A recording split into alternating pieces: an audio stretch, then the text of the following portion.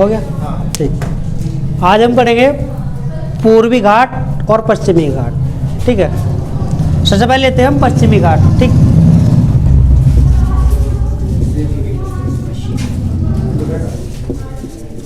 देखो, पश्चिमी घाट को 3 भागों में बांटा गया और पूर्वी घाट को भी 3 भागों में बांटा गया, ठीक है।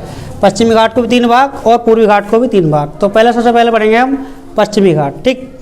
पश्चिमी घाट में सबसे पहला शुरू होता है, यहाँ हमारा राज्य पड़ता है गुजरात। गुजरात के पास पड़ता है यहाँ महाराष्ट्र और महाराष्ट्र के नीचे पड़ता गोवा, ठीक। तो यहाँ पड़ता हमारा राज्य गोवा।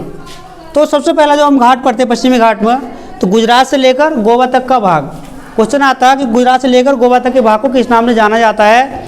तो गुजरात से लेकर गोवा तक के भाग को, यानी कि यहाँ से लेकर यहाँ तक, गुजरात से लेकर गोवा तक के तट को क्या कहते हैं। तो गुजरात से लेकर गोवा तक के तट को कोंकण तट कहा जाता है। कोंकण तट कहा जाता है। पहला क्या, पश्चिमी घाट में सबसे पहला क्या होता है, गुजरात से लेकर गोवा तक के तट को क्या बोलते हैं हम, कोंकण तट कहा जाता है। इसके नीचे पड़ता है यहाँ हमारा एक राज्य पड़ता है, उसका नाम होता है बेंगलोर, नाम है कर्नाटक। कर्नाटक में एक स्थान पड़ता है, उसका नाम है मंगलौर, उसको बोलते हैं हम मंगलौर। अब यहाँ गोवा था, गुजरात से लेकर गोवा तक का तट क्या कहलाया, कोंकण तट। और गोवा से लेकर कर्नाटक के मंगलौर तक का तट किस नाम से जाना जाता है। एग्जाम में आता है गोवा से लेकर कर्नाटक के मंगलौर तक के तट को किस नाम से जाना जाता है। तो गोवा से लेकर कर्नाटक के मंगलौर तक के तट को हम कन्नड़ तट के नाम से जानते हैं।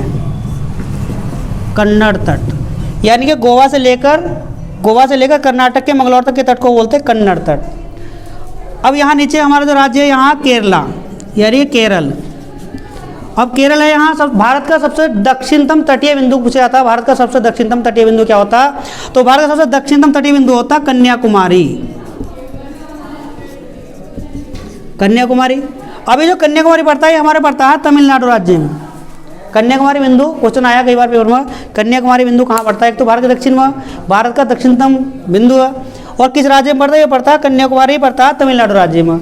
अब बात करते हैं यहाँ कर्नाटक के मंगलौर से लेकर और कन्याकुमारी तक के तट को। क्वेश्चन आता है कर्नाटक के मंगलौर से लेकर कन्याकुमारी तक के तट को किस नाम से जाना जाता है, तो इसको जाना जाता है मालाबार तट।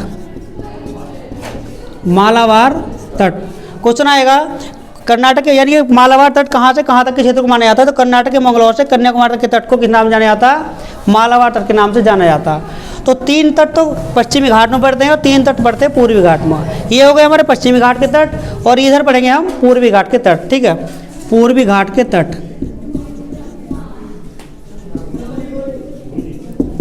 पूर्वी घाट के तट। अब यहाँ हमारा जो कन्याकुमारी है पूर्वी घाट में स्टार्टिंग करते हैं, तो यहाँ हमारी एक नदी बहती है कृष्णा नदी। जो कृष्णा नदी निकलती है महाबलेश्वर के पर्वत से।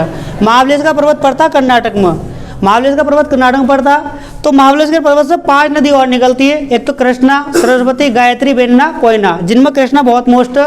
और कृष्णा इधर से निकलकर बंगाली खाड़ी में गिर जाती है, तो यहाँ एक डेल्टा बनाती है। तो कन्याकुमारी से लेकर यहाँ कृष्णा डेल्टा पड़ता, उसको बोलते हैं कृष्णा डेल्टा। कृष्णा डेल्टा। तो कन्याकुमारी से लेकर कृष्णा डेल्टा के तट को किस नाम से जाना जाता है, क्वेश्चन आता है कन्याकुमारी से लेकर कृष्णा डेल्टा तक के नाम को किस नाम से जाता है, उसको बोलते हैं हम कोरोमंडल तट। कोरोमंडल तट, कोरोमंडल तट। सर्दियों के दिनों में लौटते हुए मानसून से, क्वेश्चन आता है सर्दी दिनों में लौटते हुए मानसून से वर्षा कहाँ होती है, तो अधिकतर वर्षा होती है कहाँ, तमिलनाडु के कोरोमंडल तट में वर्षा हो जाती है, ठीक है। तो उसको कोरोमंडल तट कहते हैं। यानी कन्याकुमारी से लेकर कृष्णा डेल्टा तक के तट को कोरोमंडल तट के नाम से जाना जाता है। अब इसके ऊपर एक नदी निकलती है नासिक से, इधर महाराष्ट्र की नासिक से निकलती है, उसका नाम है गोदावरी। अब गोदावरी नदी नासिक से निकल कर गिरती बंगाली खाड़ी में, तो यहाँ एक डेल्टा का निर्माण करती है, उसको बोला जाता है गोदावरी डेल्टा। गोदावरी डेल्टा। अब कृष्णा डेल्टा से लेकर गोदावरी डेल्टा तक के तट को किस नाम से जाना जाता है, क्वेश्चन आता है कृष्णा डेल्टा से लेकर गोदावरी डेल्टा तक के नाम किस नाम से जाना जाता है, तो वह था गोलकुंडा तट। तो कृष्णा डेल्टा से लेकर गोदावरी डेल्टा तक के तट को हम जानते हैं गोलकुंडा तट के नाम से। गोलकुंडा तट। तो 2 तट हो गए। यानी कि कन्याकुमारी से लेकर कृष्णा डेल्टा तक का तट कोरोमंडल तट, कृष्णा डेल्टा से लेकर गोदावरी डेल्टा तक तट को बोलते हैं हम गोलकुंडा तट। अब गोदावरी डेल्टा से लेकर उत्तरी तक के तट को किस नाम से जाना जाता है? यहाँ उत्तरी तट होता है, यहाँ उत्तरी तट।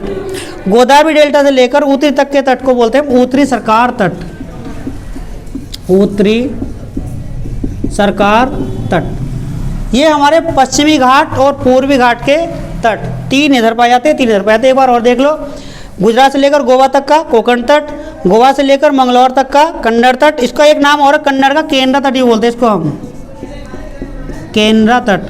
और गोवा मंगलौर से लेकर कन्याकुमारी तक के तट को मालाबार तट। ये हो गए हमारे पश्चिमी घाट के।